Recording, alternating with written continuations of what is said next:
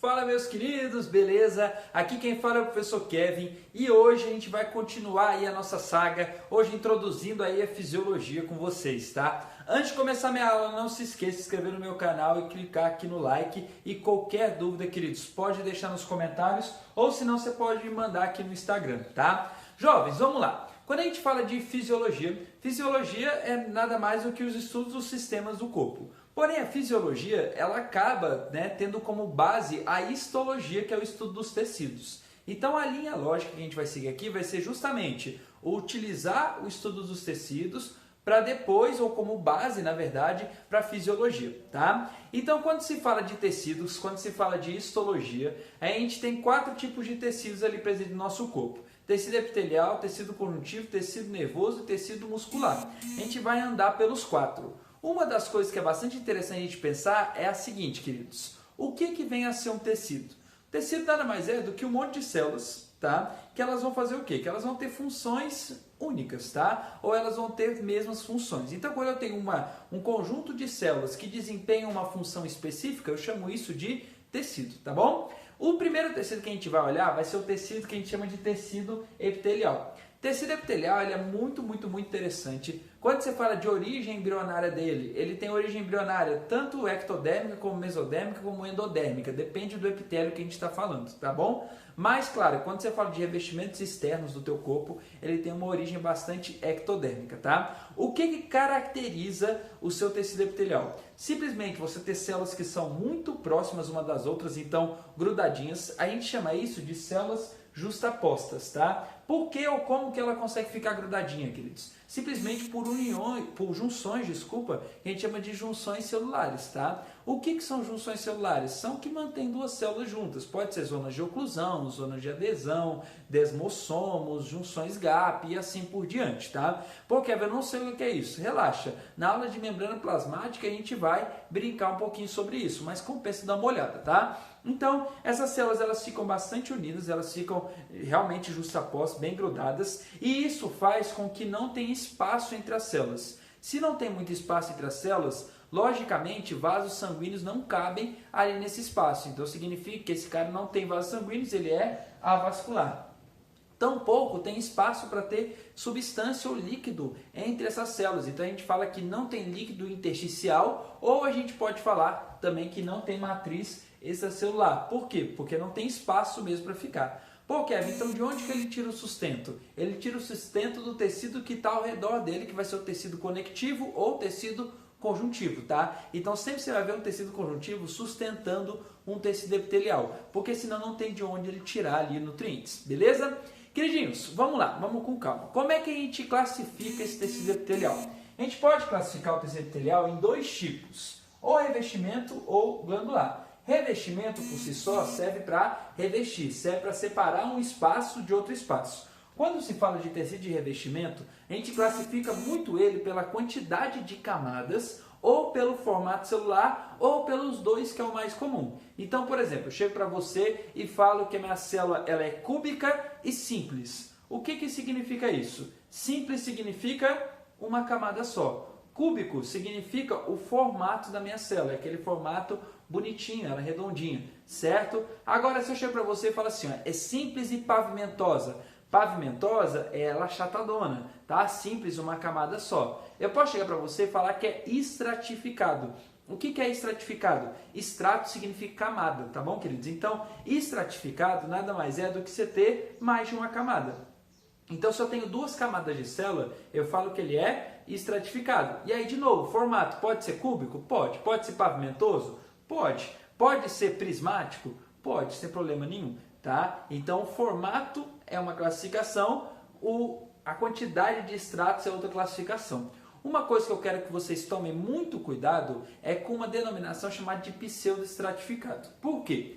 Quando a gente analisa uma célula no microscópio, lembra que o microscópio óptico, a gente basicamente consegue ver o núcleo, concorda comigo? Então, na verdade, quando a gente vê, por exemplo, 2 camadas de célula, o que a gente vê é um núcleo embaixo e um núcleo em cima. E a gente fala, opa, tem 2 camadas. Pô, 3 camadas, eu vejo um núcleo, outro e outro. Então, eu vejo os pontinhos do núcleo e aí eu consigo definir as camadas. Porém, existem algumas organizações de tecidos, nosso passarinho cantando, né? Ó, existe algumas denominações de tecidos, algumas formas de tecidos, que às vezes tem um núcleo lá embaixo e o outro núcleo da outra célula é em cima. Mas você está vendo uma célula só. Kevin, não entendi. Se a gente pega e desenha aqui, por exemplo, várias células aqui, um do lado do outro. Você concorda comigo que você está vendo uma camada? Mas lá no microscópio eu não vejo isso com clareza. O que eu vejo com clareza é a bolinha do núcleo. E às vezes a bolinha do núcleo, queridos, ela está assim. Quando eu olho isso aqui no microscópio, você concorda comigo que às vezes parece que tem duas camadas, mas na verdade é uma camada só? Então isso a gente chama de pseudoestratificado. Então é o que parece estratificado, mas não é, certo? Ela só tem uma camada. Então a gente normalmente não chama isso aqui de simples, mas a gente chama de pseudoestratificado. Então um pouquinho só de cuidado quando se fala de pseudoestratificado, beleza? É super legal você ir até um livro de biologia agora, pegar, abrir, todo livro de biologia tem uma imagem de vários tecidos e vários exemplos de onde tem esse tecido no corpo. É bem legal para você ter uma noção de onde que tem e onde que não tem. Fechou? Em sala de aula é interessante a gente analisar tecidos em imagem histológica real. Então a gente vai ver isso muito mais dentro de sala de aula do que aqui, tá? Queridinhos, quando se fala de tecido glandular, glândula serve para produzir secreção. O que é uma secreção? É simplesmente uma produção celular. Essa secreção, queridos, ela pode ir para dentro do sangue ou para fora do sangue. Então, endócrina, lembra que endo significa dentro. A gente só não pode confundir que é dentro do corpo, nada a ver, tá? Endócrino significa que a secreção vai diretamente para a corrente sanguínea. Então, por exemplo, quando eu falo de um hormônio, o hormônio ele sai de uma glândula endócrina e vai para onde? E vai lá para a corrente sanguínea. Por isso que quando a gente estuda as glândulas endócrinas, a gente fala que a gente está estudando o sistema endócrino, porque a gente estuda o funcionamento dessa glândula endócrina, beleza? Quando se fala de exócrino, queridos, vai para fora da corrente sanguínea. Então, por exemplo, a saliva, ela não vai para dentro da boca? A boca não é uma cavidade? Se ela é uma cavidade, ela não é o sangue, concorda comigo? Então, a glândula salivar, ela é uma glândula exócrina, porque vai para a cavidade boca. Por exemplo, quando a gente pega glândulas mucosas que estão ali na cavidade, no revestimento ali do intestino, e joga esses mucos para onde, queridos? Para o intestino. Já ouviram falar dessa glândula? É a única glândula que é uma célula só, a gente chama de glândula caliciforme, tá? Então o que acontece? Essa glândula que joga essa mucosa para fora, ela está jogando para onde? Para uma cavidade, então é exócrino, entenderam a lógica? Queridinhos, quando se fala então de exócrino, sempre lembra disso, ou para uma cavidade interna ou para fora do corpo. Então, glândula lacrimal para fora do corpo, glândula sudorípara para fora do corpo, glândula mamária para fora do corpo, certo?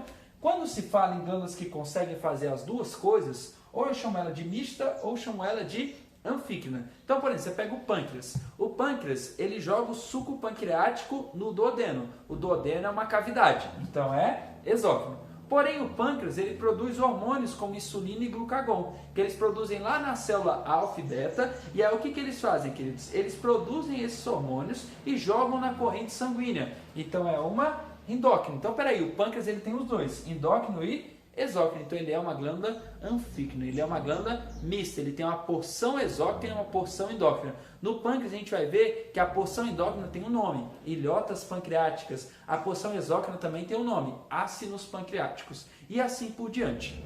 É muito comum você ver a formação de exócrino, queridos, formando ductos. Então você vai ver que as glândulas exócrinas, elas acabam saindo em quê? Em ductos. Agora, glândulas endócrinas, não, elas são uma porçãozinha de células que jogam para o sangue. Por isso ilhotas. Ilhotas significa o quê? Um monte de célulinha junta, separado, e parece uma ilha, tá? Queridinhos, uma das coisas que eu queria que vocês prestassem muita atenção é nesse órgão maravilhoso chamado de pele. Primeira coisa, você não pode chamar pele de tecido, porque pele é um órgão. Por que ele é um órgão? Porque ele é a união de mais de um tecido. Então, na pele, você tem tecido epitelial, que é na epiderme, e tecido conjuntivo, que é na derme. Anota isso aí, queridos. Epiderme é um tecido epitelial. Derme é um tecido conjuntivo, propriamente dito, tá? Então, significa o quê, queridos? Que a pele que é formada por epiderme e derme, ela tem um tecido epitelial aqui na porção da epiderme, que é onde a gente vai focar agora. Aqui vai ser muito comum você ver uma camada externa, que é essa camada que você está vendo aqui, chamada de camada córnea. O que é uma camada córnea? É uma camada de células mortas, certo, queridos? Mais queratina. Legal? Então por isso que ela é super impermeável, isso é interessante você saber, então ela é bastante impermeável. E o que, queridos? E você tem toda hora você trocando de pele que você fala, porque é aqui onde fica acumulada essas células mortas, tá bom? A parte de epiderme é onde fica acumulada as glândulas, é onde também fica a parte viva da epiderme. Então quando você pega aqui, por exemplo, você vai ver glândula sudorípara, vai estar onde? Vai estar aqui, glândula sebácea, vai estar aqui, glândula, sei lá, formação de pelos, vai estar aqui também, corpúsculos, queridos, sensitivos, que vão pegar estímulos externos, eles também vão estar aqui, corpúsculo de Messinger e assim por diante. Eles vão estar exatamente aqui nessa região de epiderme, tá?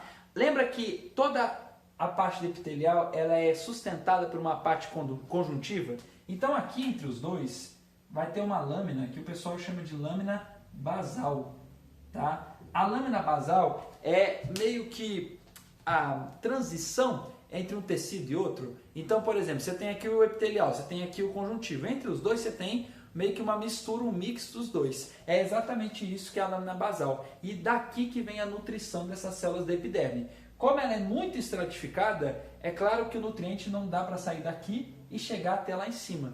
Por isso que essa parte aqui de cima, queridos, ela morre tão rápido. Fechou? Jovenzinhos, quando se fala de pele, tem que tomar um pouquinho de cuidado. Existe uma parte abaixo da derme chamada de hipoderme, que ela é feita de tecido adiposo, que é um tipo de tecido conjuntivo. Ela não faz parte da pele, tá? Então, às vezes a questão ela quer te enganar e fala assim, ó, a pele é formada por 3 tecidos, epiderme, derme e hipoderme. Errado, só epiderme e derme, beleza? Outra coisa, queridos, que cai muito em prova, fiz uma tatuagem. Essa tatuagem, ela vai pintar o quê? Derme, tá? Porque se ela pintasse a epiderme, o que ia acontecer? Ia sair. Tatuagem de chiclete, queridos, pinta só essa parte aqui de cima. Por isso que sai rapidão, tá? Tatuagem de rena, pinta mais interno na epiderme, mas também sai rápido. Tatuagem de agulha, vai pintar onde? Na derme. Tanto quando você faz tatuagem, você vê que sai sangue. Se sai sangue, com certeza você atingiu a derme, porque a epiderme ela é avascular. Fechou? Queridinhos, por hoje é só, tá? Então a aula que vem a gente vai seguindo no tecido. Tecido conjuntivo a gente vai ter que separar em 2 aulas, que é muito grande, mas a gente vai seguindo aí com calma as nossas aulinhas, beleza? Muito obrigado, beijo, um queijo pra vocês, até mais, se cuidem!